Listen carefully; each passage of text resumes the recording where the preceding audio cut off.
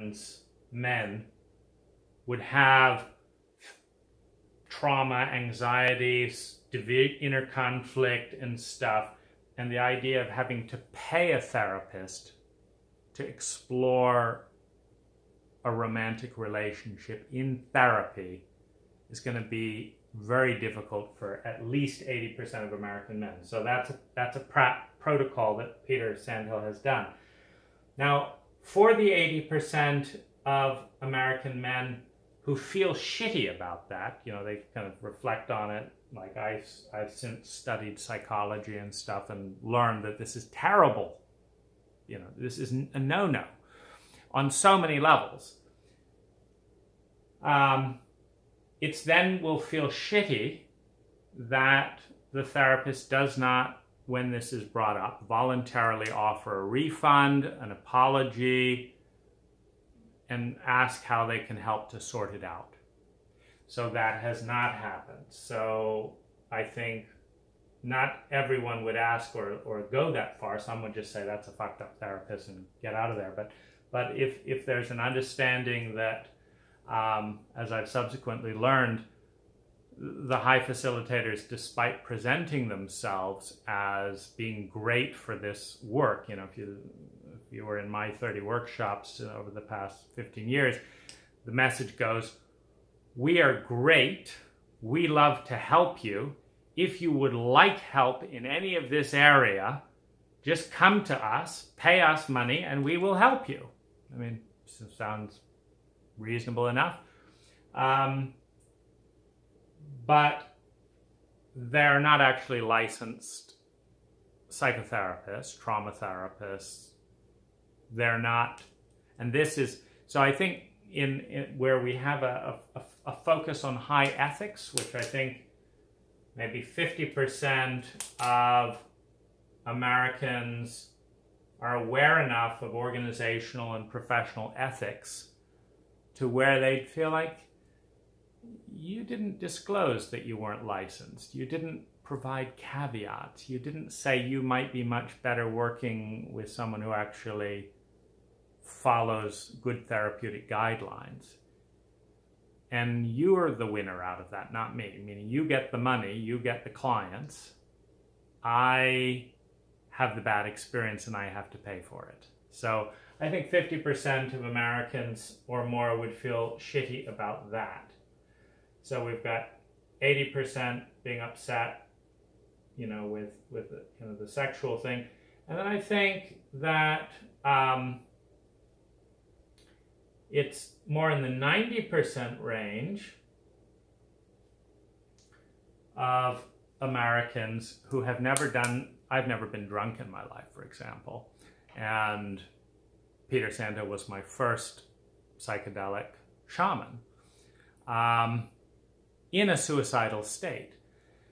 Now, I think 90% or more of Americans and men in that condition need to learn about trauma first, need to know what it is, need to have some safety stuff, and should do this with someone who knows what they're doing and does some careful foreground work. You know, interview, how about this, how have you done this, what do you feel safe about this and that and the other. I think 90% of people in America need that kind of support to have a high probability of good outcome. And that was not done. The only question Peter Sandhill asked was, do I want him to wear a white robe or this other robe? It's not the question to ask. The question is, have you had childhood traumas? Have you had, you know, any kind of psychotic events? Are there deep emotions that you're terrified of feeling in there? How do you manage those? Do you know, do you understand, you know, what's the boundary here? This, that, and the other. So there's a good 3 or 4 hours of coaching work, I think, that goes into creating a really good set and setting. And I think there's also some important books to read and an important questionnaire to fill out.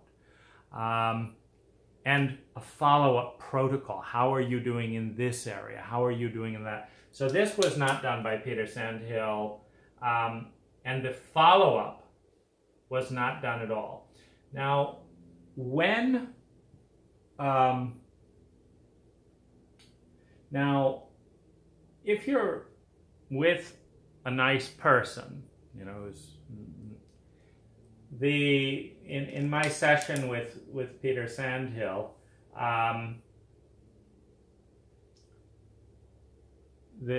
well, I guess here's a couple of things. I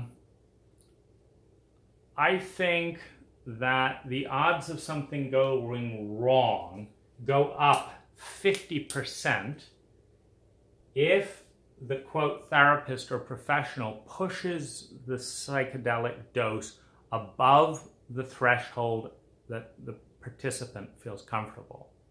So this is similar to, you know, whether it's lifting weights or climbing a mountain or whatever. We each have a boundary inside of ourselves where, like if you go horseback riding for the first time, it would be absurd to say, go horseback riding for the first time and just ride for 4 days. I mean, your muscles are going to be so sore after that, and you're going to start feeling, and it's going to be absolute agony. There's no reason. You can go off for an hour. A few days later, after you go through that soreness, you can go off for maybe another hour, and then, you know, within a week or so, you can go for an hour without feeling totally sore, and then you can increase it. And there is a 50% chance in psychedelics that if you push someone to go farther than they feel comfortable with their own instincts and boundaries around that it will do more harm than good. So Peter Sandhill argued for 5 minutes to triple the dose that I said I was comfortable with, which was already at my edge. And that was of psilocybin mushrooms. Now, that negative result did happen, but I'll come back to that. Now, I was in such a dissociated state as a result of being pushed into such a high dose as a first thing, as my first kind of altered state, that I could barely talk and think. It was not useful. It was not a useful session. And I told Peter, I said, Peter, this would have been way more useful just because it was a 10-hour session and I'm paying him $175 an hour. This is $1,750 for a 1-day thing. This is the most expensive therapy I've ever had in a day, you know? And so I'm looking at it, it's like, I'm not getting any insights. I feel dissociated, groggy, and all that. And I tell him that I'd have been getting much better therapy, and you know, I'm trying to find a breakthrough here, just doing 10 hours of therapy with you. Now, Peter's response to this was to suggest that I take MDMA on top of the psilocybin. Now, I'd mentioned to him that as a possibility in a small dose because with 1/20th of one mushroom and a little bit of MDMA, I had noticed, you know, that I was confident that there would be a good therapy around MDMA. But Peter's response several hours into this dissociative session is to recommend MDMA. Now, anytime you put 2 new substances together for the first time, you increase the risk factor about 50% in terms of like you don't know what's going to happen.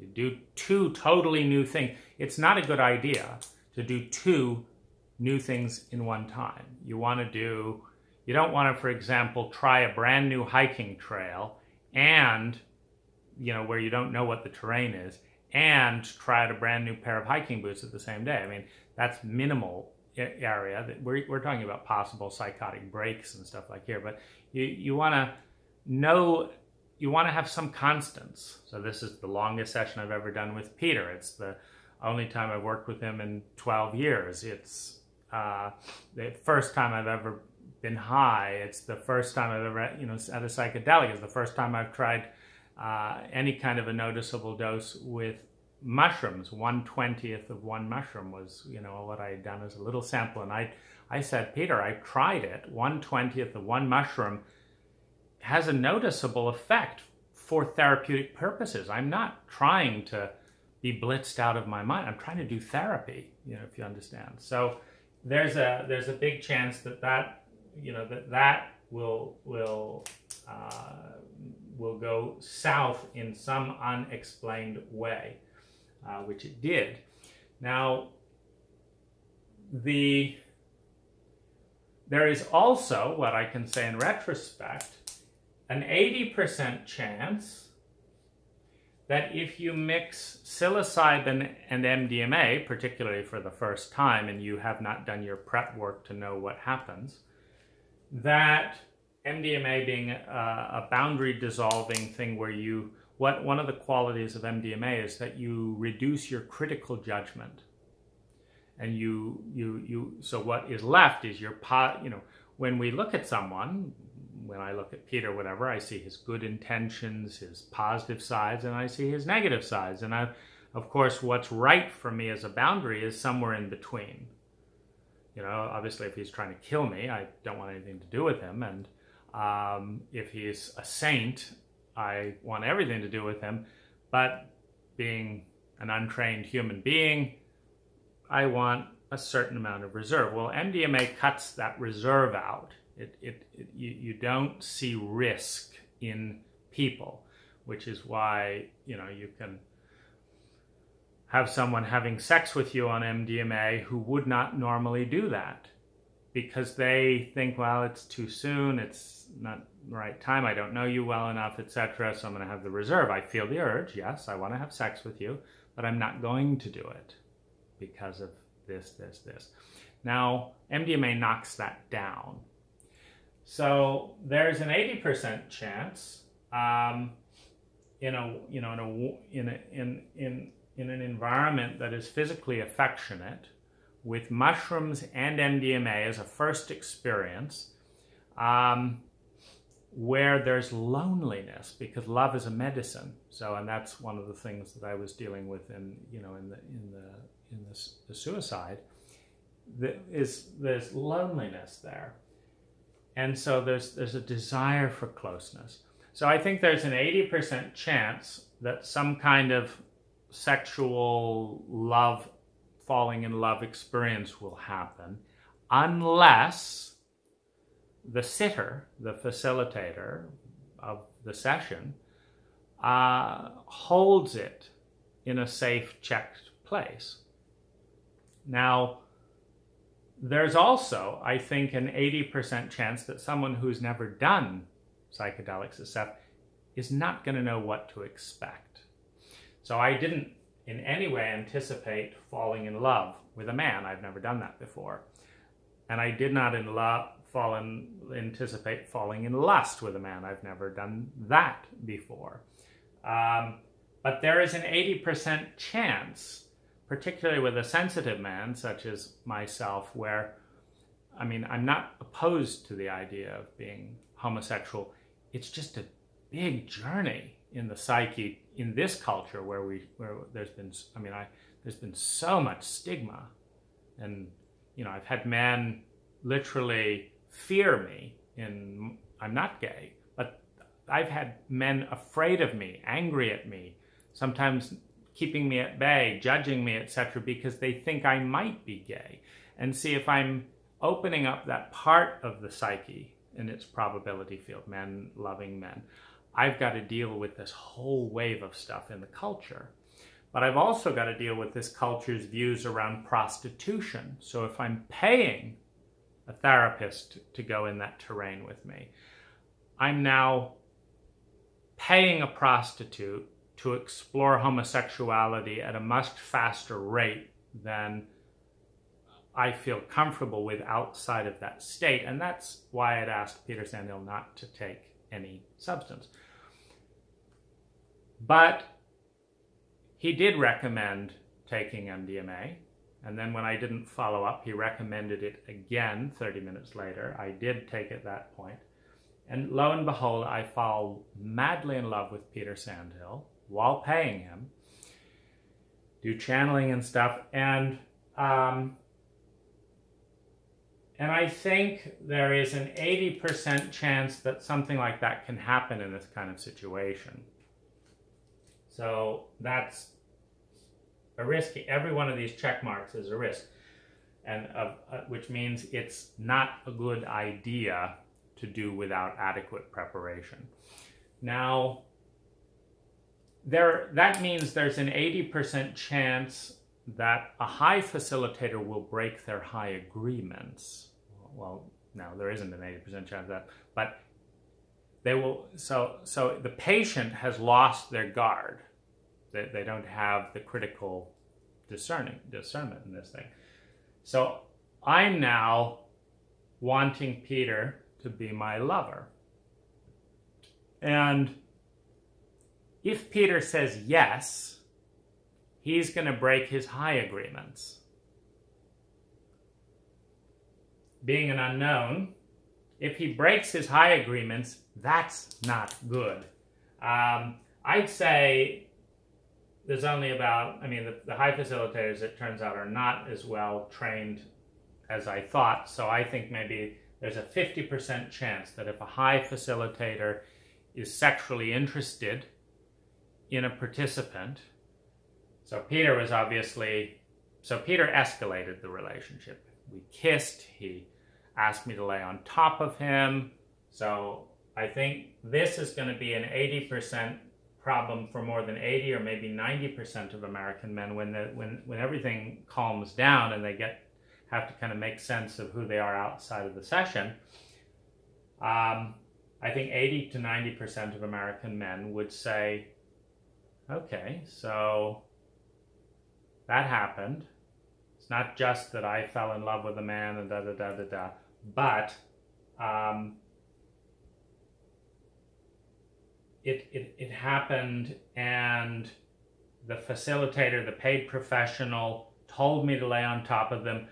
They kissed me, we hugged, we talked about love, we talked about lifetimes.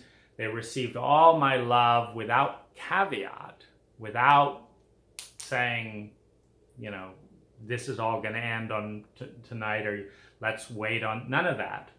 Just opening up. I think 80 to 90% of American men in a therapeutic session on a very first psychedelic experience where there's terror of the unknown and all that, in a culture like ours, is going to have some issue with that. So there's a check mark for that.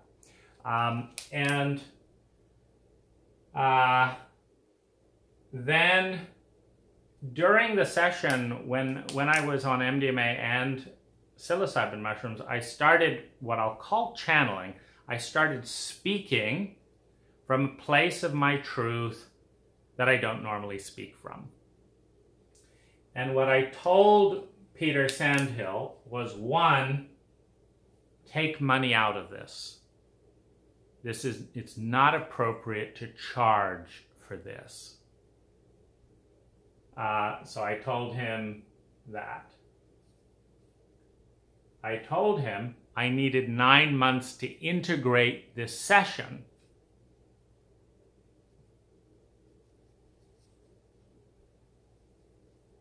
I told him to come into this very, very scared, small, terrified, regressed part of me and help me there.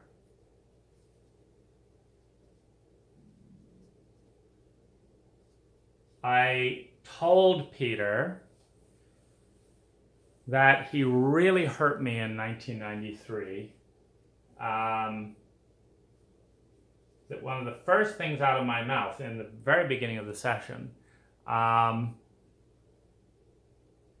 was, you really hurt me in 1993, because in 1993 I had ended the work because Peter had asked me to pay him $600, and he wanted me to take MDMA with him together, which I hadn't done. I had no interest in drugs at the time.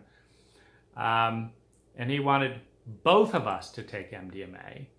And he had talked about being sexually attracted to me. In our first session, he had a big erection. I saw it, we talked, and I ended up paying him to talk about his lust for me and how that could and couldn't work.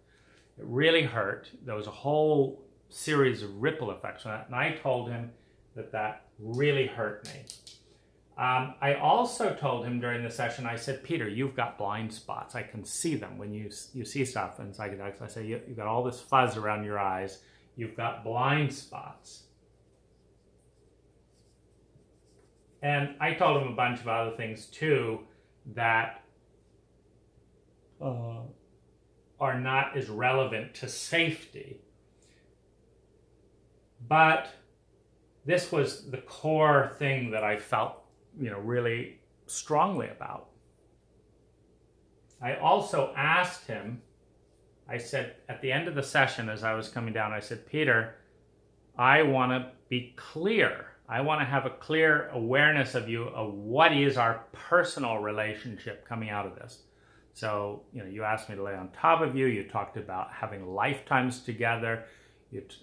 I know you were in lust with me in 1993. I've had this experience. I want to know what this is for us. So I said, can we clarify our personal relationship? Now, Peter Sandhill rejected every single one of these things.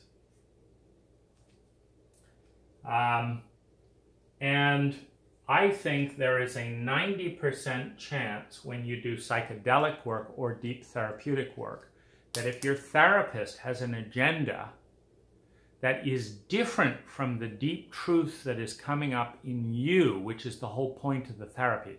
What psychedelics do is, our culture has built me up into this little narrow mental box here, and then there's all this part of me out here that I don't get to connect with because there's no one to talk to about that, so you have to go to a therapist.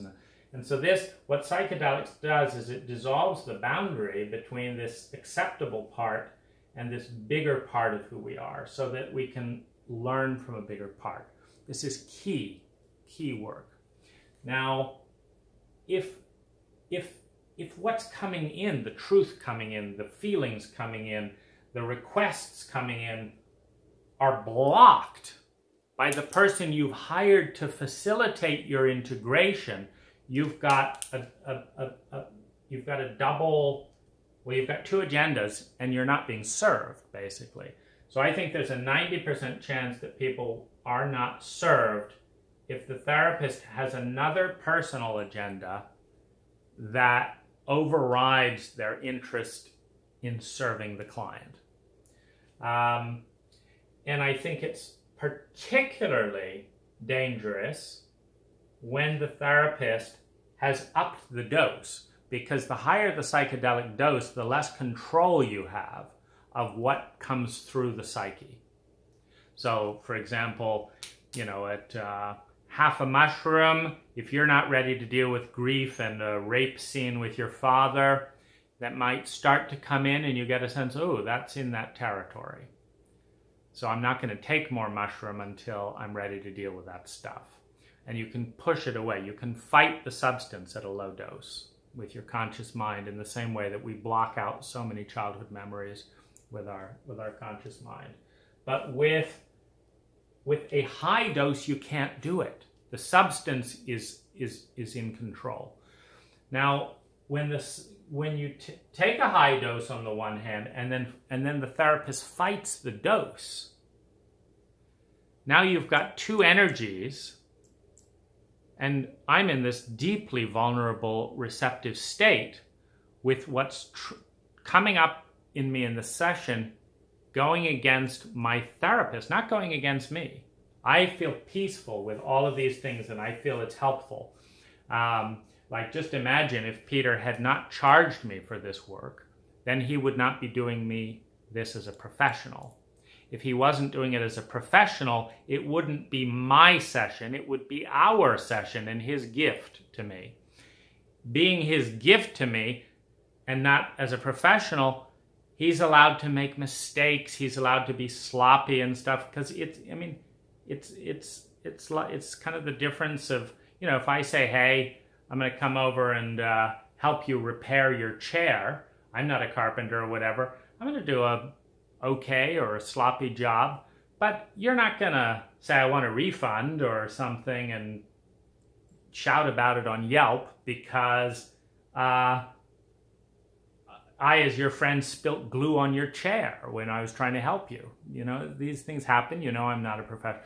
So by taking money out of the situation, Peter would have done Hai a favor, his wife a favor, him a favor, me a favor, and protected, you know, the Hai field, because he would not, because if you engage in service as a professional charging $175 an hour, you need to have your shit together, particularly when dealing with psychedelics, particularly when dealing with homosexuality. You don't just, whatever, let's give it a shot. No, this is not casual stuff. In the same way that if you go out with a stack of dynamite that in just the right way will help build a road and in the wrong way will collapse a bridge, you don't just see what happens. No, you got to do your homework and work on that shit. So, so he would have done himself an enormous favor and everyone else by listening to me. Now, I told him that 5 times during the session. Take money out of this, Peter. Take it out. It does not belong here. He refused all 5 times to do that. And if you're following along this, as the research I've done, I can tell you for a fact that 90% or more of the best therapists, psychedelic experts, ethical consultants, business consultants, marriage and family therapists, you get any of the top trained professionals that would touch on this kind of an event, and 90% of them are going to be horrified at these protocols. In the same way that a good doctor would be horrified if someone did open heart surgery on you without washing their hands with a rusty blade and then charged you $100,000. You know, you don't do open heart surgery without washing your hands in a rusty blade. You don't do paid psychedelic work involving 2 new substances with a suicidal man in the state of American illiteracy who's had a history of abuse you don't even bother to understand, because that's actually the next thing. I think there's a 90% chance that if you do no deep history to understand the trauma and help someone, integrate that there's going to be something that comes and hits the relationship. You see, because when you don't respect an energy, when you don't bother to look at what's going on here, stuff still goes on. It just hits you sideways. You don't see it coming. Because to respect something is to take the time to see it. And so, this is, a very important thing. Now, I said, you really hurt me. And he said, I'm ready to be done with that. No questions, no apology, no nothing. Now, I think that there is an 80 to 90% chance that if you tell someone, you really hurt me, and they say, I'm ready to be done with that, this is not going to leave you feeling like your feelings matter, your impact, your well-being matters. Now, this basically would cause an intelligent person to downgrade a friendship. In other words, if you come to me and say, Dane, you really hurt me in this way and this way, and I say, well, I'm ready to be done with that. I don't active listen to you. I don't ask why. I don't learn what it is. I don't say, I'm so sorry. You should downgrade that friendship by about 80%, because that's not how friends treat each other. But this is outrageous for a paid professional. For a paid professional to take money in 1993 I'm not touching on all the crack stuff going on back there here. But for a paid professional to take money in 1993 and not deal with this and push it aside is gross negligence and emotional abuse. And I think 90% of American men that understand the terminologies and stuff like that, which of course many of us don't, would say that, you know, that's not optimal behavior to just brush it aside. But it's even worse when it's happening in a psychedelic session, because what happened was a replay of all that hurt at a much higher amplitude. Now,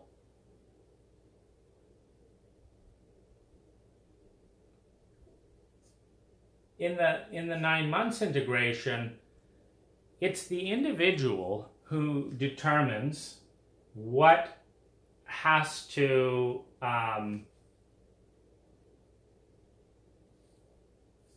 it's the individual who determines how much integration and what they need, etc. And so if you are in service and you want to be in service, and someone says they need 9 months to be integrated, at the very least, you say, I'm going to help you integrate this as much as you need. And if it takes 9 months, we'll work on it for 9 months. That's what you need. Because it's a little bit like talking someone in to 3 bottles of vodka. You know, they say, oh, no, I don't want to drink tonight. And you have another drink. You talk them into 3 bottles of vodka. And they say, I can't drive. I'm going to need help for the next 2 or 3 days because I got to drive to Missouri. I've got to do this. And then you just say, no, you're on your own. Here's your keys. Because the one part of you is pushing them into a state where they need help. And then the other part of them is rejecting the request for help. And this is something that I think 80% of people, if they find themselves in deep difficulty, which I subsequently did, are going to feel unloved by. Like, that's not kindness. That's not support. You know, you were supposed to keep me safe. If I just wanted to throw a gamble, I could have done that for free. You know, the substance is not expensive. It's the $1,700 that's expensive. But it's so. Anyway, I think we're in about 80% now. The question with blind spots. Now, here's just an interesting thing. If you don't believe that someone can see and learn anything when they're on psychedelics more than normal, well, then you shouldn't take $1,700 to facilitate it. It's that simple. You may have your own opinion about that. I happen to think, and you know, if I'm going to take a risk of all these different things coming up and the whole time and all that, it's because I might be able to see something in a psychedelic journey that I can't see elsewhere. Now, if what I'm seeing is you hurt me and you have blind spots, Peter argued with me for 5 minutes that he didn't have any blind spots. He said, I know that fuzzy thing you're seeing, but I assure you I see things perfectly. Now, there's a 90% chance that this is wrong, and a 50% chance that this is not, I'd say 80%, this is not good for I mean, you may not believe in psychic and all that, and I have very mixed feelings about that, but let's just say you're a psychic teacher, because this is kind of the equivalent. You're a psychic teacher. So look inside there and see what you see. Oh, I see you're not being very kind to your wife. No, that's not true at all. That's not true at all. See what else you see. Well, I still see you're not being very kind to her. No, that's not true at all. Not true. Look at, you see, you're confusing the novice. You can't be in the role of teaching someone to see and then blinding what they see and be a good teacher. Because what Peter really taught me in that, by rejecting every single one of these things, what Peter taught me is I get in trouble for seeing, which I already knew because I grew up getting in trouble for seeing. That's why I stopped talking about what I saw when I was a child, because my parents hated anything, any real sight of anything. They punished it, they abused it, they humiliated it. So that's how we suppress what we feel, what we see, is because the environment around it is not receptive to the truth that we're seeing.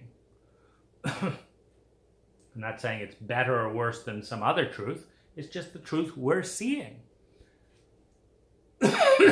So by Peter blocking all this,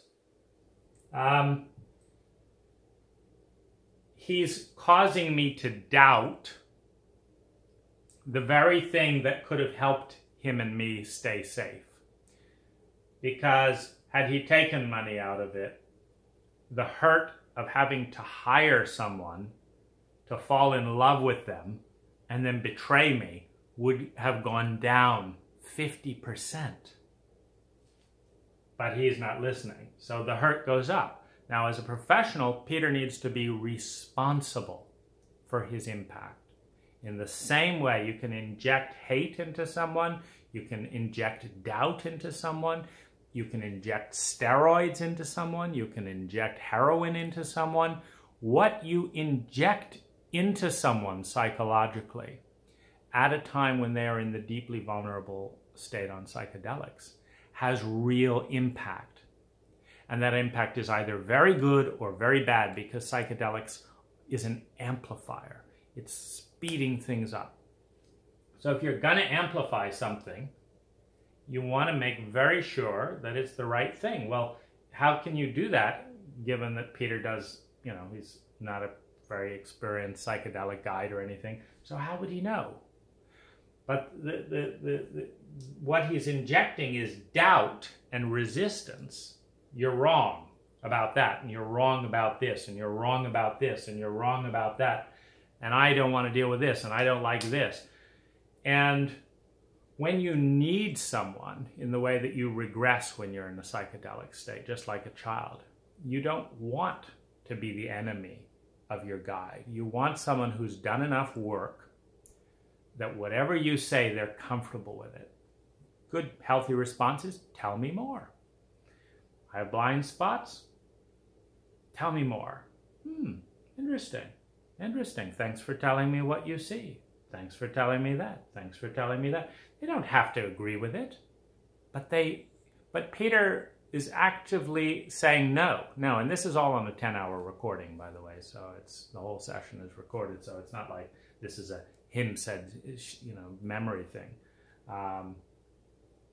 Now, here's the other problem with that.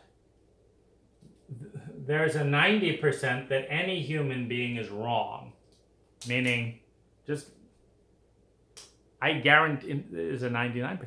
I guarantee you, if you say, Dane, you have some blind spots, and I say, no, I don't, that is a blind spot, and that's a huge one. Because 99% of all knowledge, of all there is to know, we don't know. And we don't even know that we don't know it. But even if we know we don't know, if we add up all the stuff that I don't know, it is an absolute impossibility for any human being not to have blind spots. So you cannot say, no one can say, no, I don't have a blind spot, until you get into specifics. But we never got that far. I just said, Peter, you've got blind spots. He said, no, I don't. I said, yes, you do. He said, no, I don't. We argued about that for 5 minutes. I just dropped it. He never asked, what are they? Because if I said your blind spot is that you don't know how much your wife loves you, and he said, well, how much do you think she loves me? Well, I see, pictures like this and this and that and the other, And he says, I think I understand. If I'm correct, you see this. And I say, yes. And if he says, well, I already knew that, so I think, I'm not sure because I don't know what you're seeing, and maybe there is some pocket that I don't know, but I think I knew that. That's a credible thing to say. But it is absolute stupidity. Stupidity to just say, no, I don't have any blind spots. That's the biggest one right there. Because 99.9% of everything there is to know, we don't know. None of us do. We have this little tiny bit that we know on this huge ocean of unknowns. And so this is just an important thing.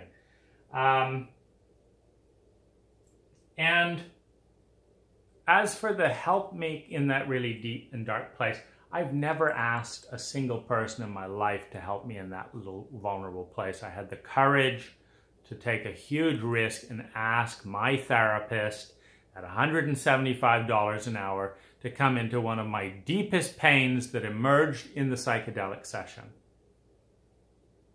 And his response was, no.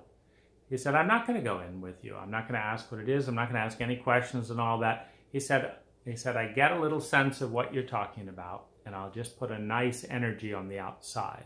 Well, that was nice, but a huge opportunity that I subsequently took up with someone else was missed there.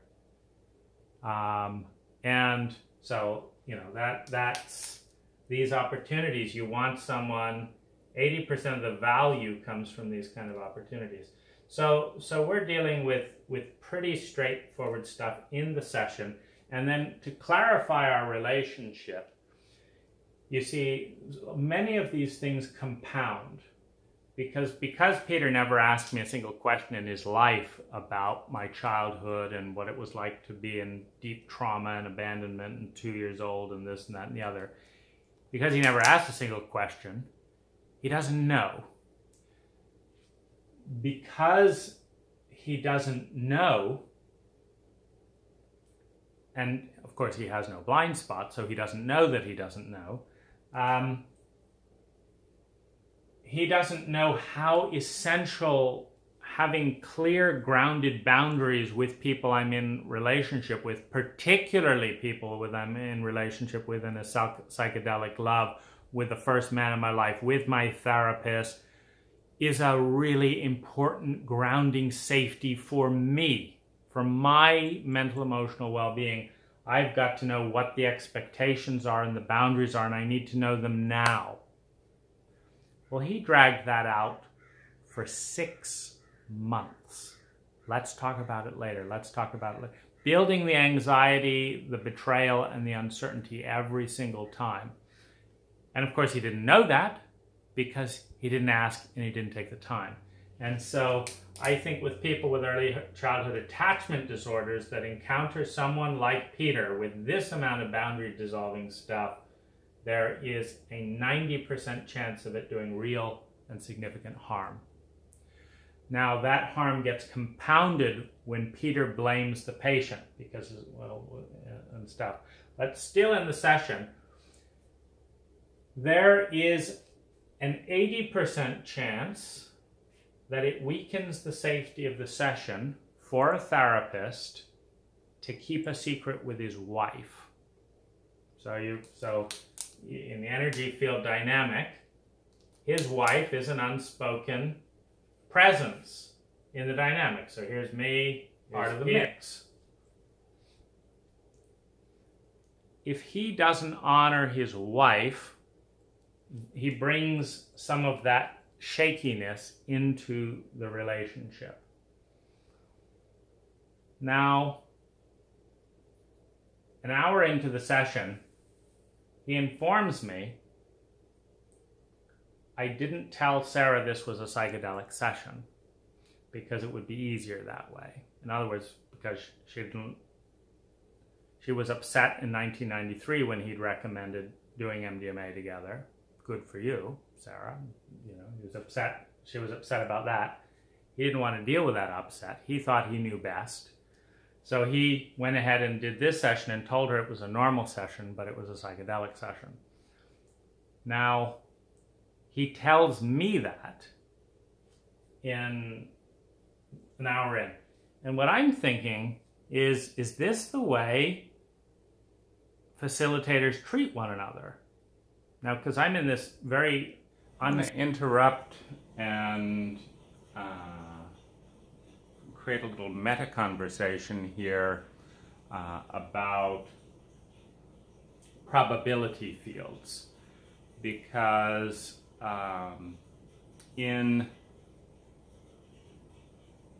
it's a difficult thing to grasp in a causative, cause-effect type paradigm. But if we take a probability field and I take some arsenic, and this is a well, and I go to that well and I pour the arsenic into the well. So I have a drop, a drop, a drop, a drop. So let's say a bottle of arsenic is such that there's 4 drops of arsenic in every glass consumed from that well. How probable is it that the person drinking from that well is going to get sick? What's the bell curve within that population?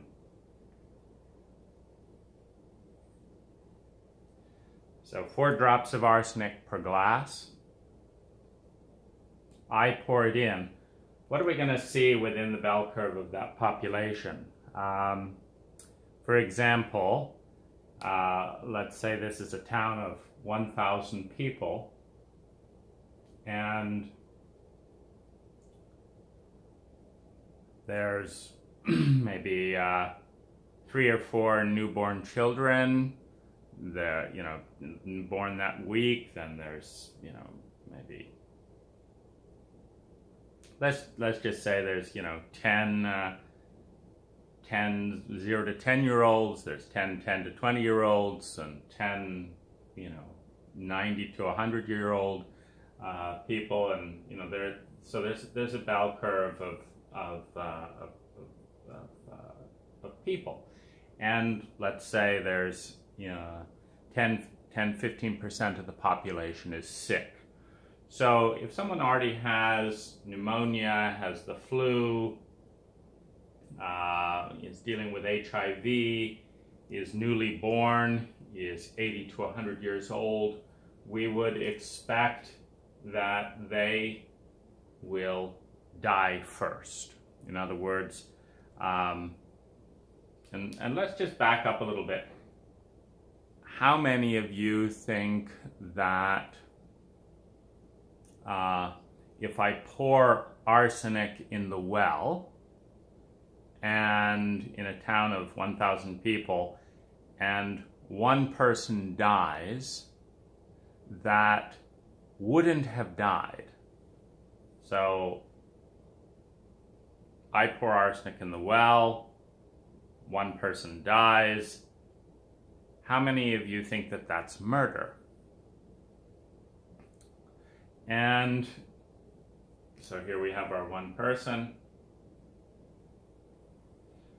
How many of you think that that's murder? Now, what if 2 people die? Is that also murder? let's say 5 people die.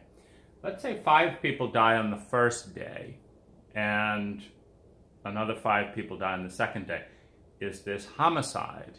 At what point does it become genocide? Is it, you know, if the water of a whole country is poisoned with arsenic and most of that population dies, the whole world still lives, you know, so at what point does it become genocide? Now,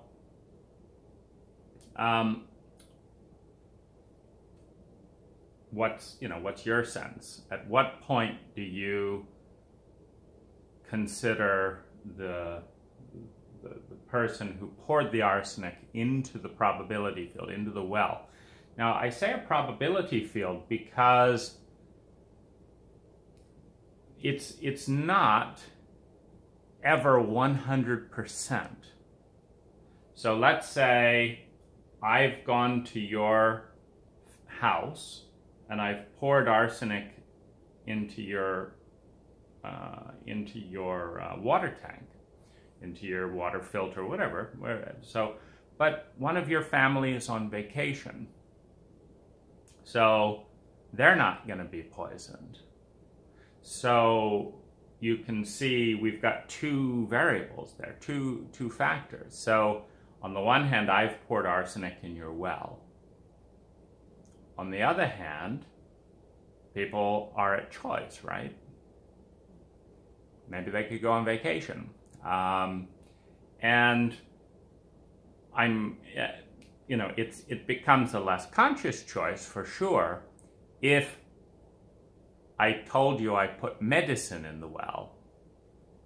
No, this is not arsenic. This is medicine. This is, you know, this is good stuff in the well here. So, what a probability field is a tight correlation. It's a tight correlation. It's a very tight correlation. It's not 100%, but very tight correlation. If I take a pistol, load it with ammunition, point it at your head, and shoot you, that you'll at the very least have a head injury. That's a very tight correlation. But what if Smith & Wesson made so many defective guns that it didn't go off? What if the bullet manufacturer, you know, so, or what if you had put a bullet-plated plate in your head that bounced it back? Now the question is, you know, who do you hold responsible, able and willing to respond if someone puts arsenic in the well? Now, in a population of 1,000 with a relatively low dose of arsenic, it will be your 98-year-old grandmother, the newly born baby, the person who just got a venereal disease from their girlfriend or boyfriend, who's, you know, just fallen in love. It's the person who is so depressed that their daughter was run over. It's very hard for them to get out of bed. It's harder for them to breathe. It's hard for them to want to live. Part of them wants to die. It's so painful, and they drink the arsenic, and it's like, oh, it's too much work. So these are the people that are going to die first at the lower doses and die more quickly. Now, if I put only 2 drops of arsenic per glass in a town's well, and they die slowly, let's say over 10 years. So we're now, you know, 10 years from now, what we see is that compared to the next town, there are twice as many casualties, and another 10 years, twice as many. That the entire population, dies at 50%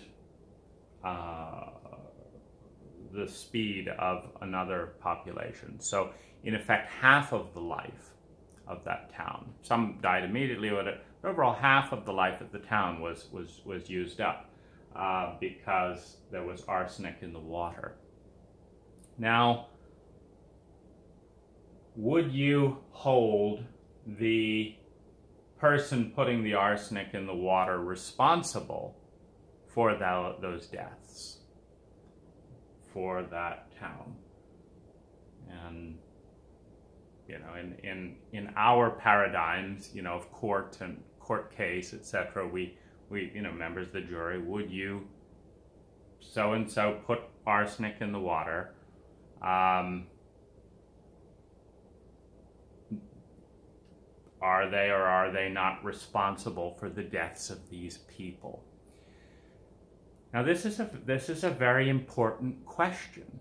Our culture says yes, if you can show that arsenic is a poison, and if you can show that this person put it in, our culture says yes, that person is responsible. Now, what if we're talking, but what do you say? What do you say? This is, you know, the question. Our culture makes some other, you know, distinctions. So, but just to be aware here, there are people in that town that went on vacation and didn't die. There are people on that town who moved to another town. So let's say, you know, and let's say there's a defense mounted by the arsenic poisoner that said everyone could have moved to another town. I put the arsenic in the water here, but everyone could have moved. Good point. No one had to drink the water. Good point. Or is that true? So, was there another well available? If there wasn't another well available, did they have to drink the water, or could they have just died? Maybe they could have chosen to die of lack of water than to choose to die because there's water in the well, or because there's arsenic in the well. So what we find in shipwrecked sailors, etc., they start drinking urine, preferable to death. They start doing other things because there's no water available. They start drinking salt water, you know, all this stuff. But what if the arsenic pointer points out that 1,000 miles away there was another well? 1,000 miles away there was another well. Well, let's say 5,000 miles away. They could have all moved, and they could have all flown to another country, or where the well wasn't poisoned, or they could have got a well purifier. And you know, objection, Your Honor. We couldn't move. We were laying sick with arsenic poison. We couldn't go and find a well purifier. Well, you could have hired a tax. You know, so there's this sense that in the probability field of a town, well, what if there's an arsenic immune person that doesn't get poisoned by arsenic? Is it still murder to put arsenic in the well? Or what if you cannot, what if you can't know? Maybe half the population has arsenic immunity. Was it still murder of the other 50%? Because it's not certain. It's not certain. It's an uncertainty. It's a probability. It's like 50% of the population has dies from arsenic, 50% doesn't. Men die from arsenic, women don't. I'm going to put arsenic in the well, and maybe only women will drink the well. Now, what if I raise my hand and I say, you know, ladies of the jury, Mr. Judge, etc., I put arsenic in the well. I knew it was poisonous for men. I knew it wasn't poisonous for women. And my intention was that only women would drink the water. And there's a little bit of a puzzler. It's like, okay, so you're saying you put arsenic in the well and only women were supposed to drink the water, and they don't die from arsenic. Okay. So you're in the jury here. So am I going to be found guilty of poisoning a town? Well, so why did you put the arsenic in the well? I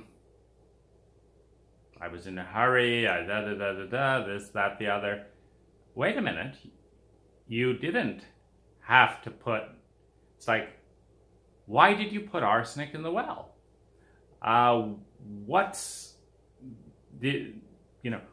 Well, I had a good intention. What is it? What is the good intention of putting arsenic in the well?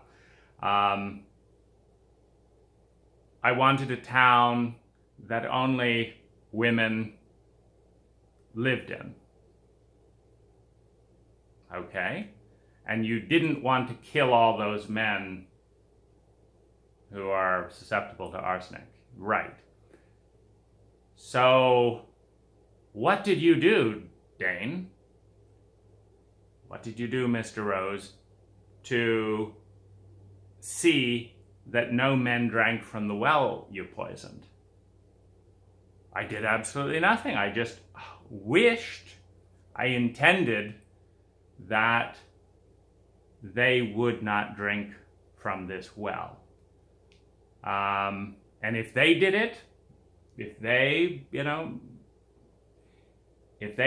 just went ahead and drank from that well, what can I say? That wasn't my intention.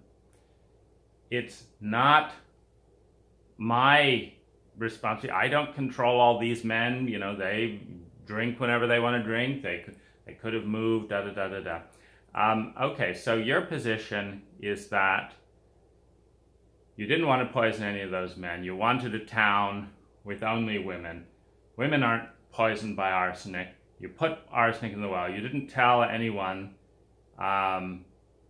You live in a culture where 99% of everyone drinks some water from the well that day, which means there's a 99% probability that the men as well as the women would have drank some water that day. Well, they could have gotten bottled water.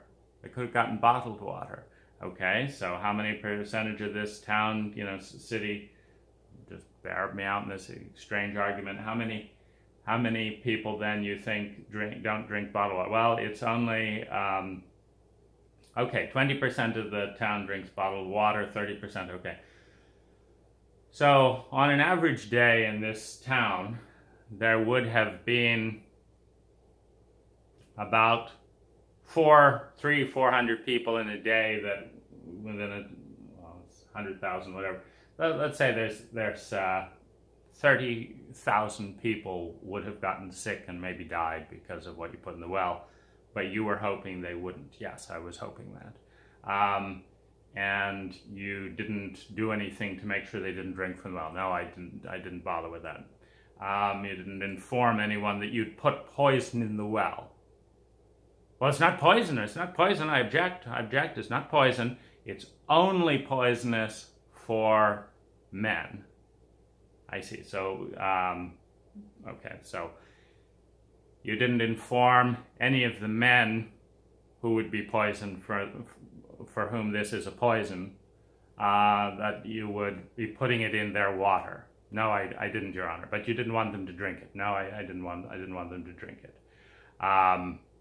And was there any way for them to tell that this was poisoned water? Does arsenic have a sign on it in the water that says, this is arsenic water? It probably has a little taste. You can detect it in microdose. So you were hoping all those men would go out and effect all tests and get the test results before they drank a glass of water. Yes, that would have been wonderful, Your Honor. I never meant to kill anyone. I see. So we have the person here who put arsenic in the well. We have a probability field that 30,000, 40,000 people in this water source are going to die. Some of them are going to die in agonizing, painful deaths, because it's not just shot in the head. This is the result of arsenic poison. It doesn't just get you like this. It's like this and like this and like that. You lose your appetite. You don't enjoy your meal, so you still have to pay for your meal, but you don't enjoy your meal. You still have to pay for your car insurance, but you can't drive. So shall we hold you responsible for putting arsenic in the well when, should we hold you responsible for wasted car insurance because these people cannot drive very well, or when they do drive?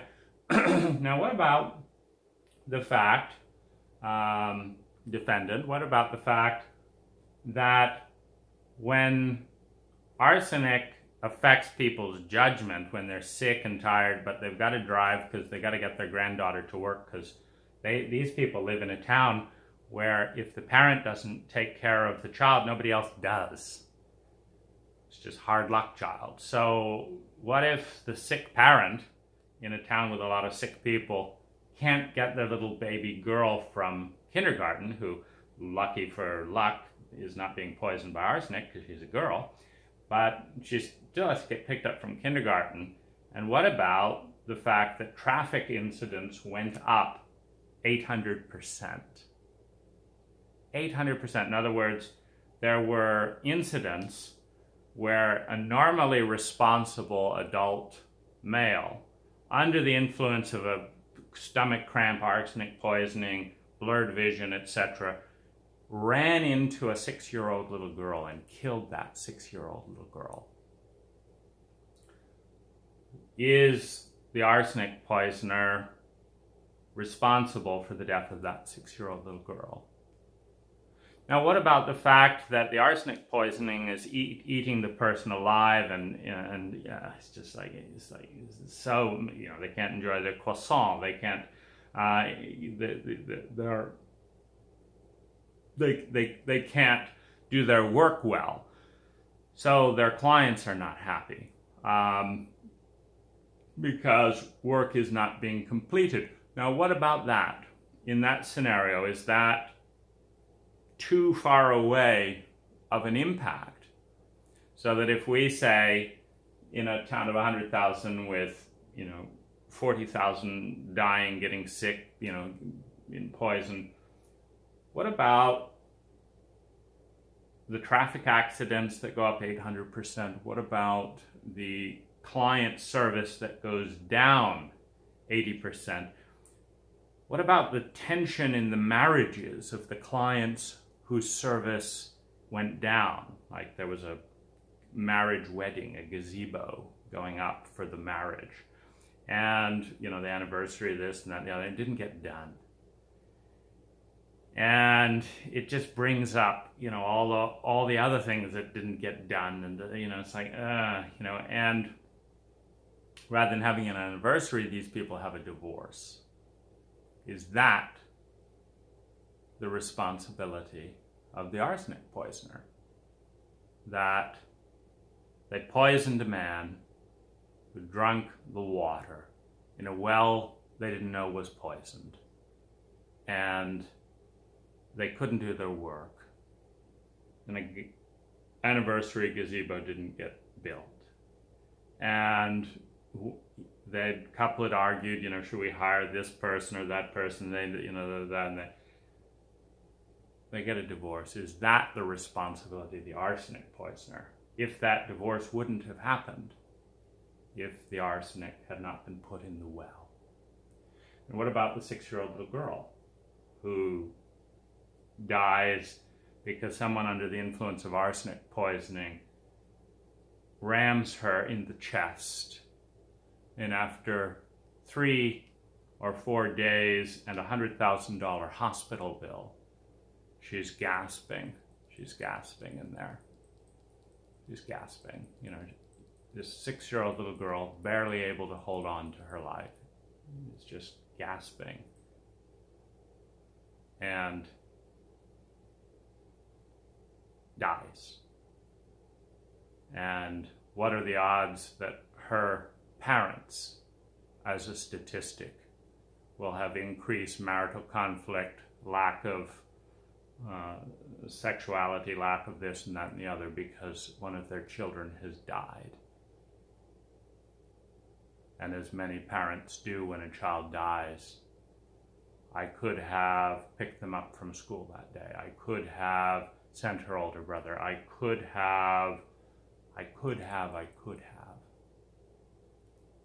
Now, the question is, when you have a probability field that says, 30-40% death of men, all this dysfunctions that come out of that, all this, all the children that die, all the suffering, all the wasted hospital bills, at what point is this individual who put arsenic in the well responsible for one of those things, all of those things, the entire collapse of Western civilization as we know it, if that was the entire civilization?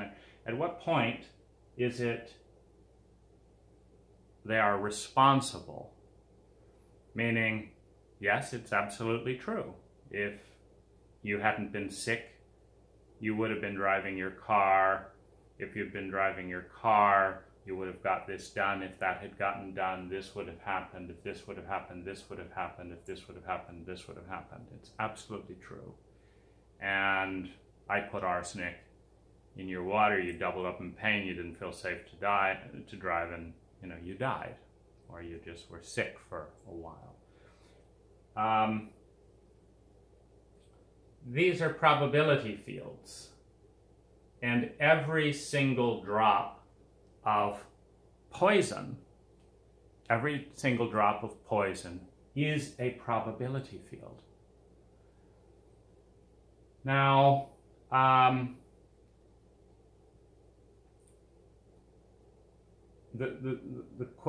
this is in a terrain where, first of all, and let's just go back to our court case again.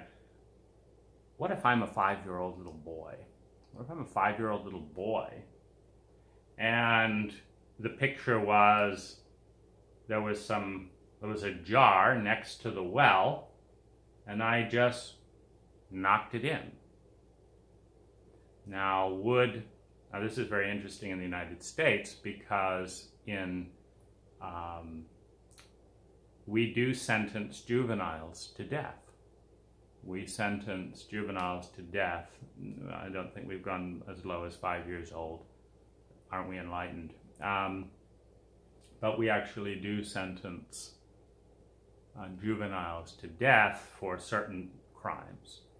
But let's say a 5-year-old knocks the arsenic into the water. Do we hold the 5-year-old responsible? What's your opinion? So this whole scenario here, all the deaths, the whole town dying, da-da-da-da-da. It's a 5-year-old boy. Do you hold the 5-year-old responsible? Now, obviously, if they hadn't knocked it in the well, all of this wouldn't have happened. But who else is responsible? Meaning, in an investigation of how did this happen, well, the 5-year-old knocked it in the well, and the mother of the 5-year-old, seeing what her 5-year-old had done, ran away from the well in fear, afraid of being punished.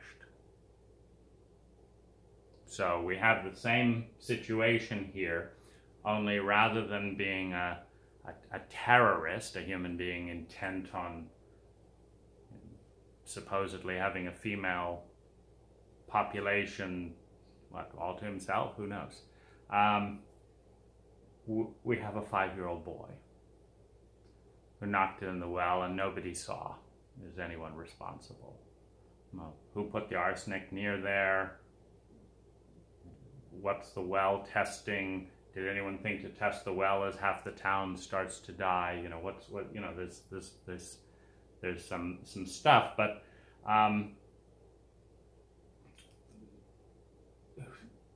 what about the mother who walks away? She sees that her child pushed something in the community well. Now, in an unknown and in an educated culture that knows that sometimes when you push strange stuff in a well that you know is the reservoir, I mean, this is the water storage tank for the whole area, that it might be bad. And if it is bad, someone ought to know about it. So mom calls up the water authority and said, I'd like to tell you what happened. The water authority, you know, it's like, okay, so what happened, ma'am? Well, I saw my child playing near here. Well, what were you doing here? Well, this is near our back of our house. Sometimes our child comes up here. It's a nice view, and okay, so carry on. So my son was playing around here. There's this big jar of something, and I saw him push it in the well. You know what's in it? No, I do not know anything else than that, officer. You know, I don't know. So, okay, so what happens?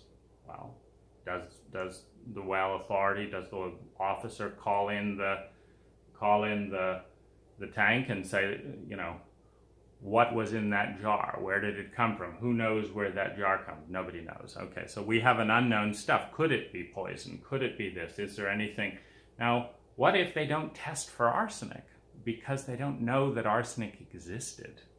Just didn't happen much around there. They tested for bacteria. They tested for it, but they didn't test for arsenic, so it didn't go treated. So who's responsible there? You know, what a 5-year-old boy, mother letting her 5-year-old boy play up near the well, town for not testing arsenic. Now,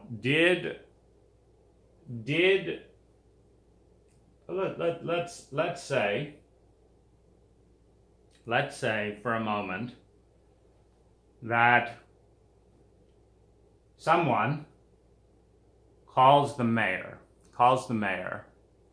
and says, "Mayor, I'm sick.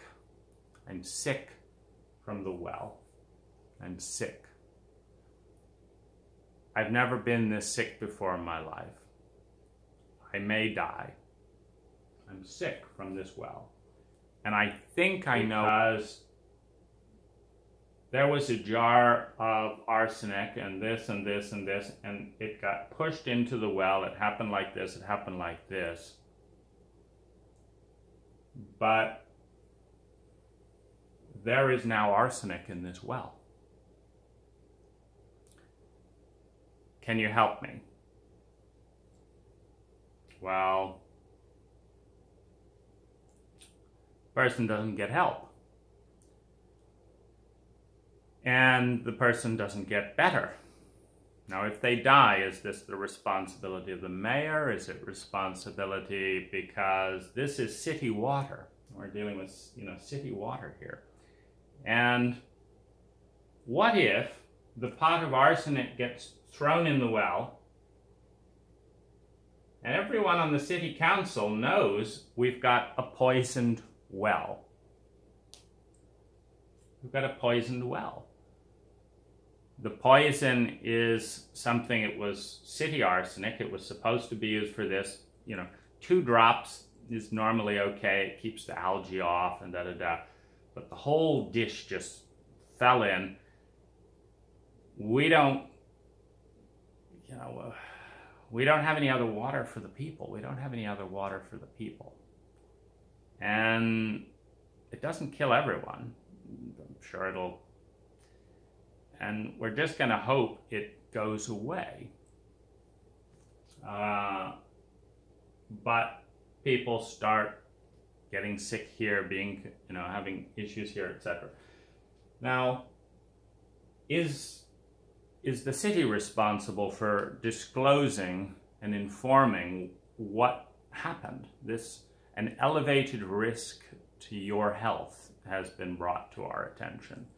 Are we doing anything about it? Are we clearing the water? Are we doing... So at what point in the 5-year-old scenario is the city responsible? And these are all the questions that relate around a probability field, where something is certainly poisonous, somewhat poisonous, poisonous for 10% of the population, poisonous for 2% of the population, poisonous for 89% of the population, poisonous for 50% of the population. Now, in this scenario, and let's say, you got angry teenage rebellion, wants revenge on all their rage and stuff from all kinds of childhood abuses, puts poison in the well. We like to kill those people, so maybe electric chair for them. But what if we have the person who put the poison in the well is the person the city is paying to keep the well safe? So this is supposedly the most professional person out there. Their job is to test the water, keep it clean, bring in new energy, and keep it healthy. That's their job, to protect the town's water. What if it's this person and they put poison in the well, and someone saw them put poison in the well and said, hey, this is not good. But they say, no, it's not a problem, you don't understand, push it back. And symptoms go up. Town people start dying. Hey, this is not good practice here. You're putting poison in our water. No, it's not, I'm busy and and we're not going to deal with this and push this up. Then, hey, people are dying. And brings it to another authority. And they say, no, we hired this person who's poisoning the well. We trained them. We gave them the poison. But this isn't our job, and we're not going to tell anyone. Well, okay, you're not going to tell anyone there's poison in the well. There's poison in the well, people, and I'm going to tell someone. No, you're not. We and the townsfolk have the ability to shut off all the phone connections and stuff to your ability to speak. So we're going to disconnect so that you can't tell anyone that their well is poisoned. Well, at what point is there any difference between the person that poisoned the well and the person who said nothing about it, and the person who gave them the poison, and the person who refused to test and clean the water, and the person who shut off the communication between the citizens that wanted to tell, hey, hey, hey, there's a problem here, there's a problem here. Now, what if, just supposing, that we're not talking about physical poison? We're all, wells, arsenic, water, etc. What if we're talking about emotional poison, mental poison? What if we're talking about a lie? Let's say you tell a child you're never going to amount to something, and they believe you. A 6-year-old, after you've beaten the hell into them, they believe you, and they never amount to something. They become obese. They become depressed. They hate themselves. They don't like this. They don't like that. They hate their work. They don't enjoy it. They hurt other people when they have the chance. They don't like that about themselves, but it feels better than being hurt, this and that and the other.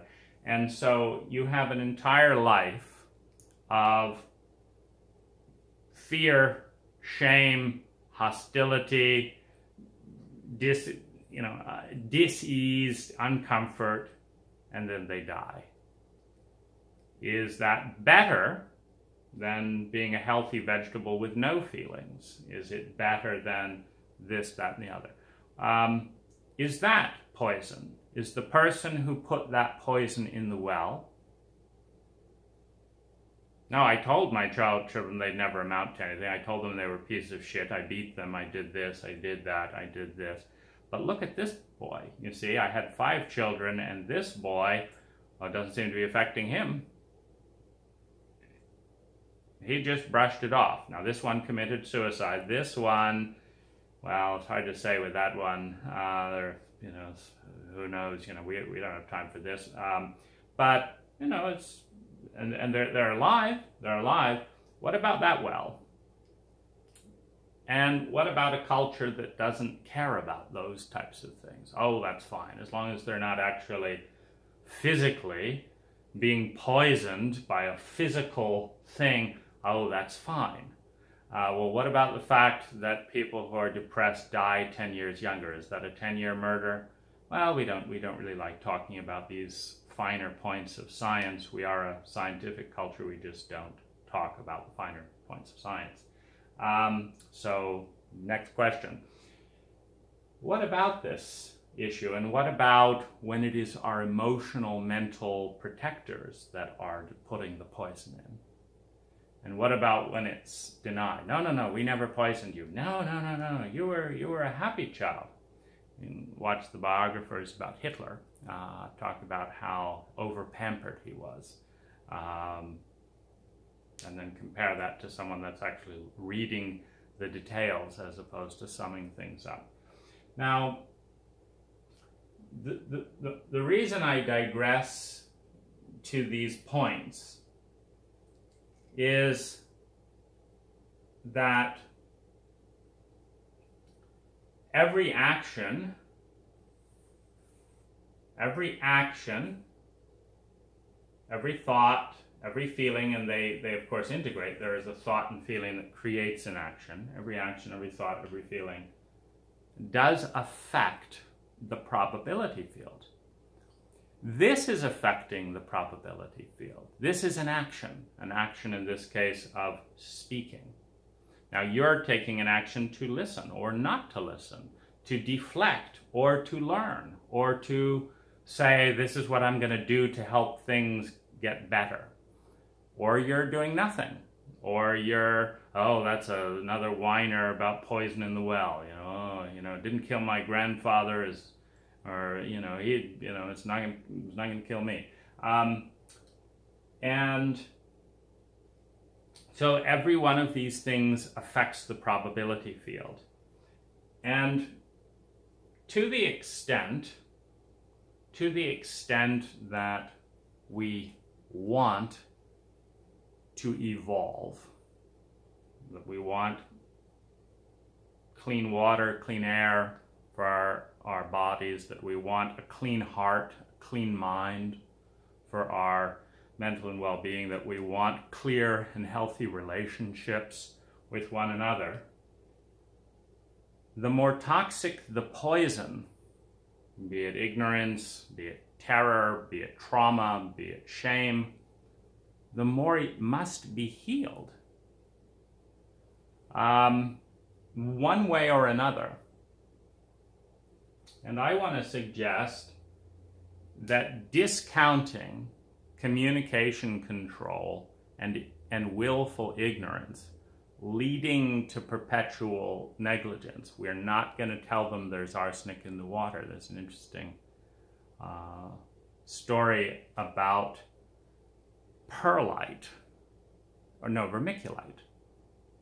It's a very interesting story about a town's relationship with vermiculite, that particle in the soil, in potting mix, that makes it a little lighter and stuff. And there's an American town that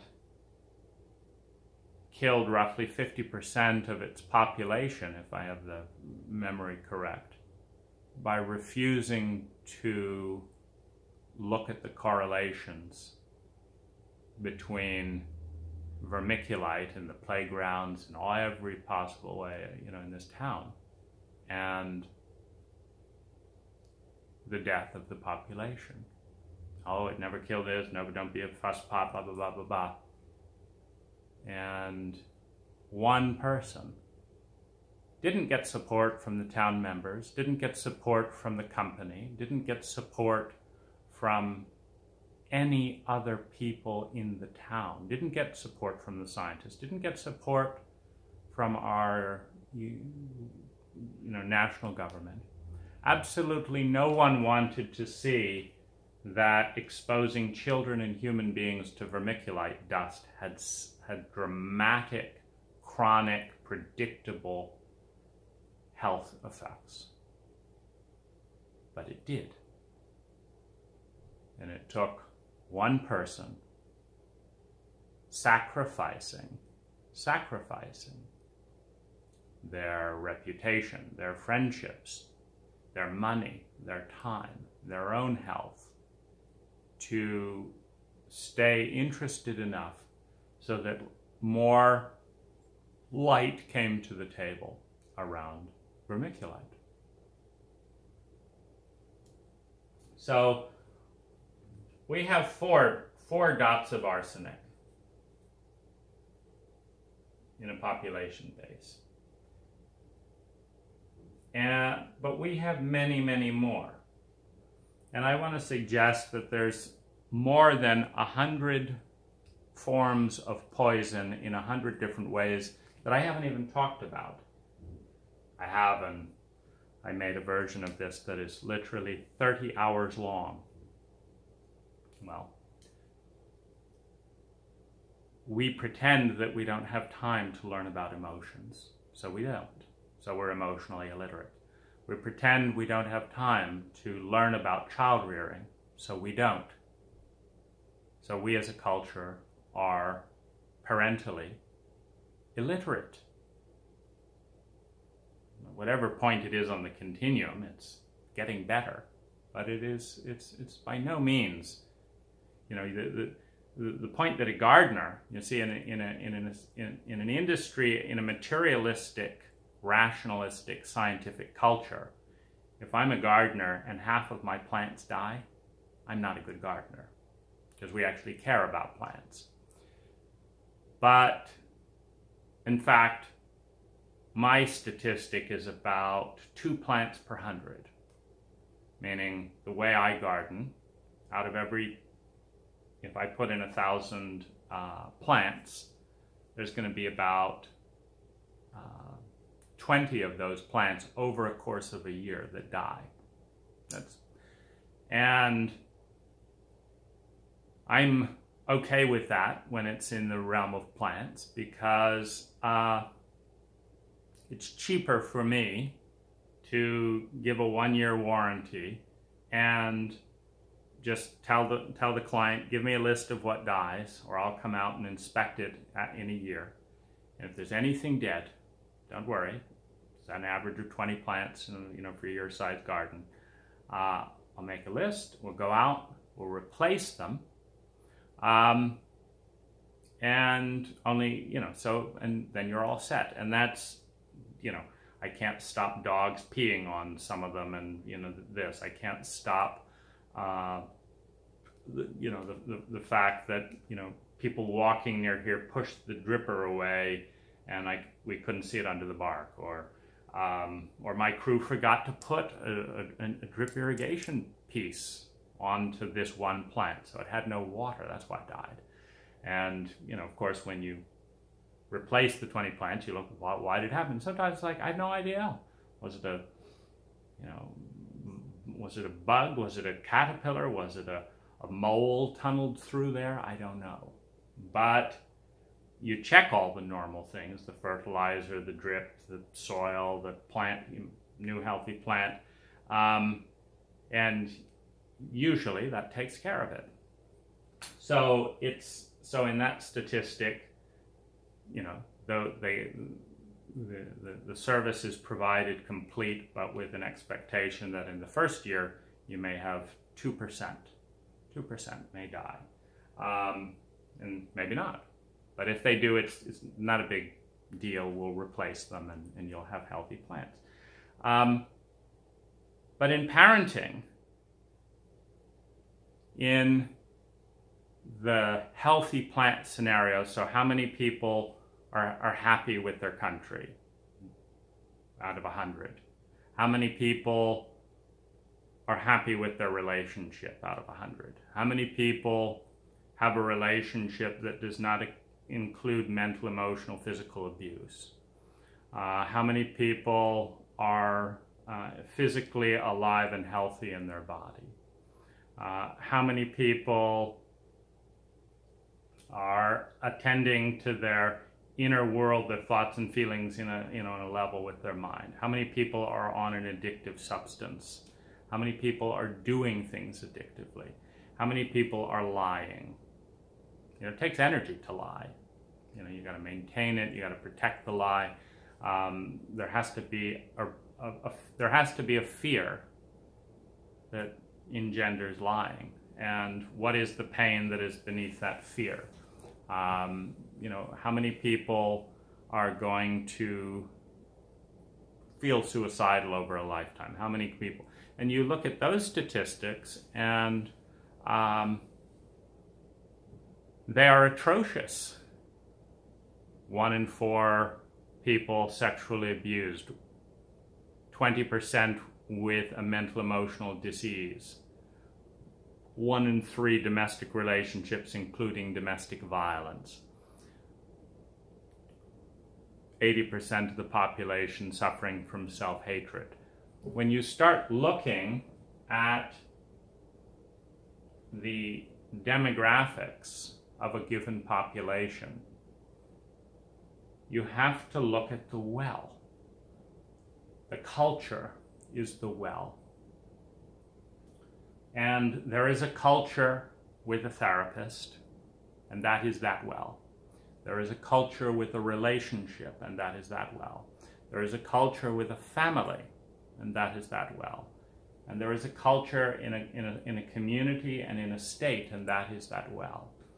But that culture is not just a mysterious something. It is something that emerges from, just like the well water, how many dots of this, how many dots of that, how many drops of this, how many drops of that. And what I want to advocate for is first of all, transparency.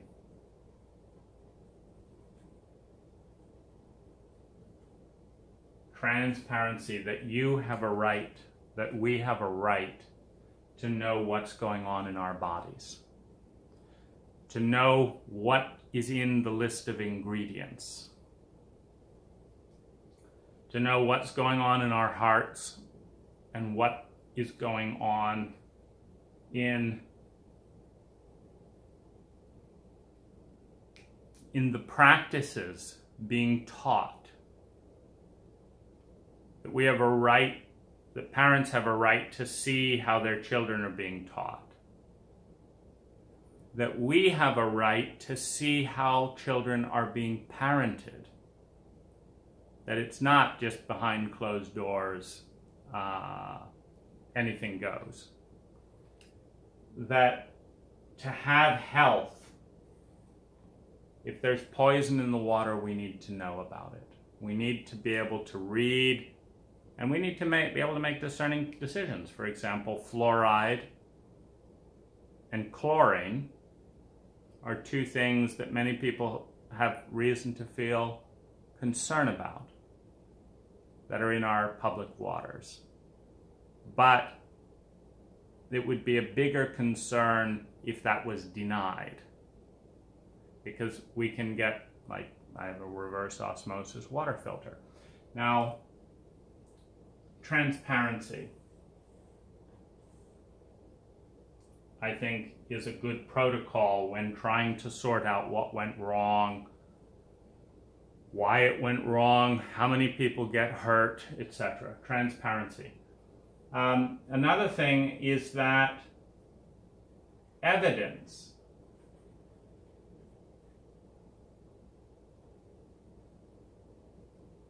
be used as a basis for deciding what should go on. If you're the maintainer of a well and someone says fluoride, chlorine, whatever, is not good for the population, there's a better way to do it. First of all, that complaint should be public, because it allows other people to say, well, let's do my own research and decide, do I like fluoride, do I not? Do I think, okay, it's good for teeth, but it has some other benefit, and repercussions here. What's the trade-off? Evidence, that people have access to data, which we're going back to transparency. What I'm basically saying is that when you have an educated population that knows that arsenic is poisonous because that is not suppressed. I mean, there were plenty of times, and there still remain. I mean, the tobacco industry fought like mad to suppress evidence that tobacco was in any way harmful for your health. And the same process can happen here. No, that you can't exactly prove it. Well, for some people it isn't. Well, maybe they could have died anyway, da-da-da-da-da. But eventually, it just cost them a lot of money. And who trusts the tobacco industry? Do you? Who trusts the tobacco industry? Do you? As much information as possible with one agenda. What is best for the people? Not the agenda of the water company that says, no, we've got arsenic saved up for the next 10 years. We don't want to waste it just because it's found to be toxic in the well. No. We haven't been killing too many people before, so let's not look into this. No, we're busy. No, we're this. That people have one agenda. What is good for the well?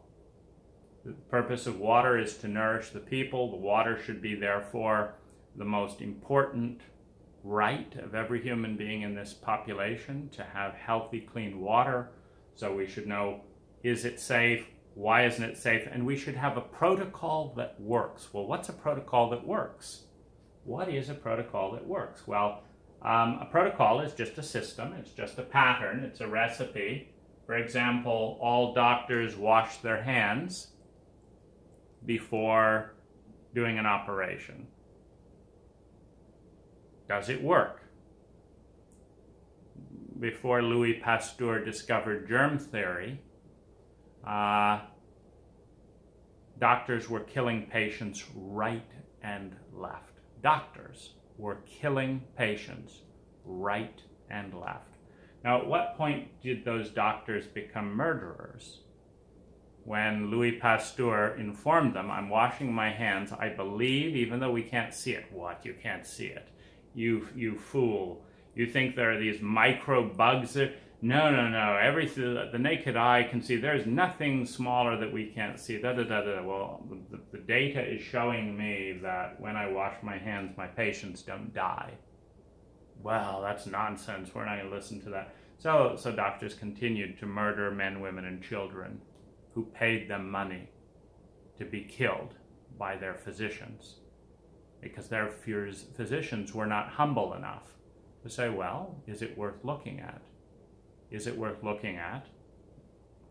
What do we think is happening? Why are Louis Pasteur's patients not dying and ours are dying at very different statistical anomalous rates? Why is that? Could we give it a try? Could we wash our hands and see, nah, we don't want to waste our time? Could we do it? At what point does that become murder? Willful ignorance leading to criminal negligence is the legal path of this kind of discussion.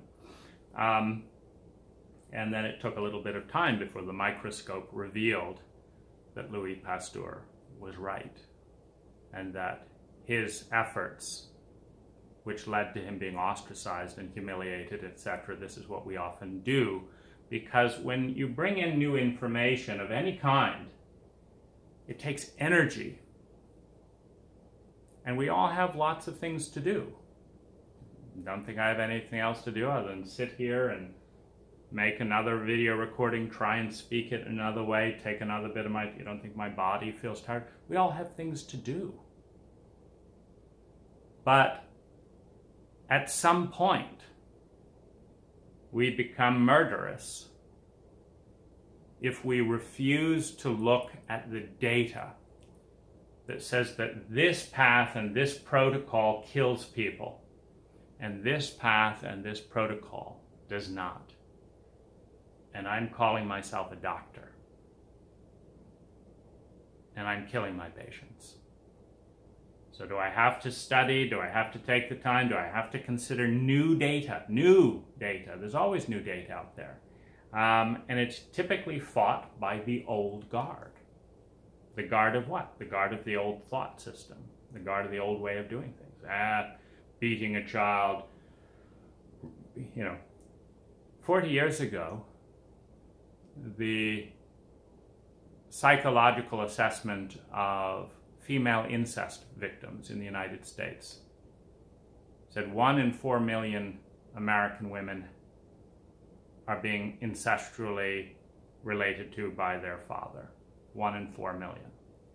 And it said that overall, this is considered healthy and beneficial for the woman in later life. 40 years ago. The authorities, the old guard.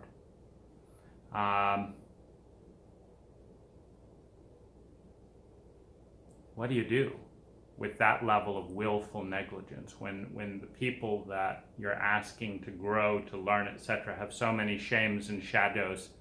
Because it is often male psychologists who have experienced the most psychological trauma and thus statistically are the most probable people to pass it on to their children. My father's mother was an alcoholic psychologist.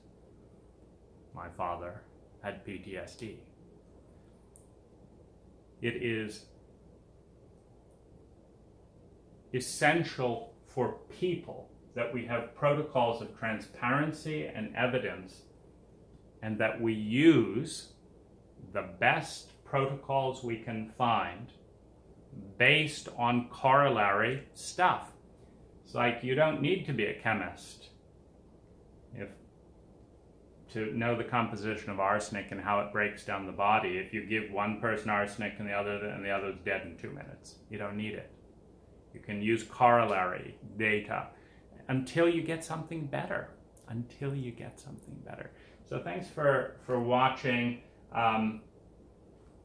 In summary,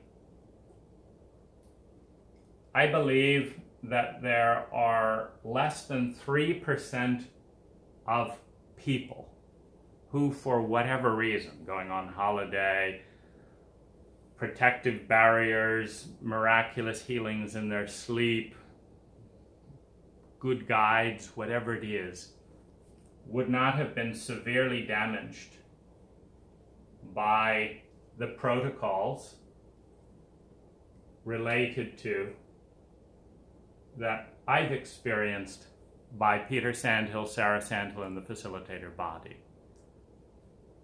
There has been more energy spent by High to control and manage the situation than to transform the situation, much like the doctors who met to ostracize Louis Pasteur rather than the doctors that met to learn everything that they could. I've never once been invited in front of the facilitator body. And this site would not be happening, meaning if the High facilitators had their way, you would never see this. This site would not exist. This would not exist. And the question is, how is it that teachers of love, into me you see, healthy relationship and sexuality find themselves in the general rut of America, in which America is more busy protecting and distracting from its own shadow and its own impact than it is on looking at the best practices. We don't care about maternity leave in this country. We don't care about healthcare. We don't care about educating children about emotions. We don't care about trauma. There is so much that at a national level is sociopathic, is toxic. But we just want to be great by saying it. I mean, wouldn't it be wonderful, make America great again, if we just, that was it. We're great, we're wonderful, we're the best. Peter told me he's a terrific trauma therapist who just doesn't happen to be licensed, never told me about trauma, and induced the biggest trauma of my life. It'd be wonderful, we can just say the words. We need transparency and evidence-based thing. And so what I'm doing with this work is it requires a certain amount of sacrifice in this kind of a context for you to take the time to learn, and yet there is hope, because with the full spectrum of feelings, they are symptoms. If we're in pain, there is a symptom that something's off, usually a belief leading to a practice that doesn't work. If we're in shame, it's usually a symptom that the people around us lack the courage, the commitment, the compassion to include and own the wound that we share. The wound that we share. Because Hitler was raised by a mother, and raised by a father, and raised by a community, and raised by a culture. And that exact same baby, Hitler, lifted into another family, in another time, in another culture, became an artist, became a sensitive, became a teacher in the positive, direct expression of the word. Hitler was born with as much probability of the one as the other, and raised in a culture. You know, it's a statistic. You know, that when you have 100,000 people all raised that way, so and so are going to be axe murderers, so and so are going to beat their partners, so and so is going to rape their kids, so and so's do this. You take the same statistic and put it over here. So and so is going to become a great teacher. So and so is going to become a healer. So and so is going to be this. We're in this dance. It's just one psyche. One psyche, one probability field, and we're each born into it in relationship to itself.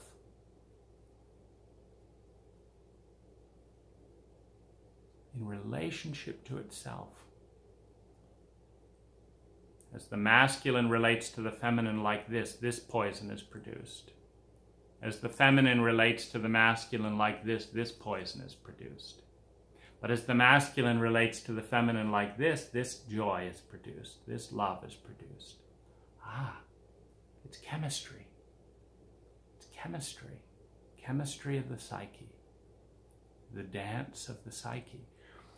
Respect comes with transparency. Transparency and respect come from wanting to see and the willingness to be seen. If I have the flu and I feel ashamed of that, so I don't tell you that I have the flu, and you give me your 6-month-old little girl to hold, and she dies of the flu, my shame has killed your daughter. But it's not that simple. It was not my shame. If every time I tell someone I've got the flu, you don't want to have sex with me, you don't want to look at me, you don't help me heal, you don't care about my feelings, you don't care about the rejection that I feel, you don't educate me on how not to get the flu, you don't help create a safer environment. If the message is that if you tell the truth and say, I'm sick here, that you get punished, and you've been punished too much already, you can't take it anymore. When the message is that, I'm not going to tell you. As a statistic, I will, but as a statistic, we're not going to share the diseases we carry that are shamed in the culture. But that shame is not yours. That is the culture. That is a culture of ignorance and fear that says we're going to attack people that suggest that there's anything wrong here because we don't know what to do and because we shame ourselves for not knowing what to do. We don't know what to do. Why should we? 99.9% of everything out there is unknown. Why should we automatically know what to do? But the feeling that to not know what to do is somehow to be attacked. You should have figured it out. We don't know what to do.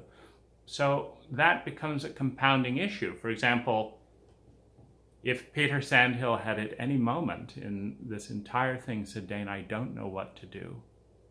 Please help me. I don't know what to do here. I would have helped him like I have helped many lovers who have had that humility. I don't know what to do. I don't want to hurt you. What do I do? This seems to work. Let's try it. This seems to work. Let's. And so we're into an area where in order we must be seen. We must have transparency, and we must care enough to see. Now, how do we respond? That's the medicine. Now, I have a lot of internalized shame, hate, blame, and all that from my parents, and this was all welling up at the same time I'm dealing with this, the facilitator. And, of course, my mind tells me, this is wrong, I've been poisoned. And it's wrong that I'm abandoned and punished for saying that I've been poisoned. And it's so much wrong. So, you know, my challenge in this is I'm not a professional. I'm not paid. I am one man who cannot take on and fix everything in all areas. But I have to do what I can. I have to do what I can to reveal the toxicity, number one, and two, research and find cures. So I'm doing both. And of course, I have to heal myself or I die. I have to heal myself or I die. You know, every day I deal with, I can't move anymore. My head, I can't hold it up anymore. what do I do here? Should I be drinking more water? Should I do this? Every day I deal with this kind of stuff. It's like, what do I do to keep living? What works? But caring and loving enough to speak in these areas is the most healing thing that I can do. Because what hurts me the most is the willful blindness, the willful negligence, and the punishing of the medicine that is right there. Thank you.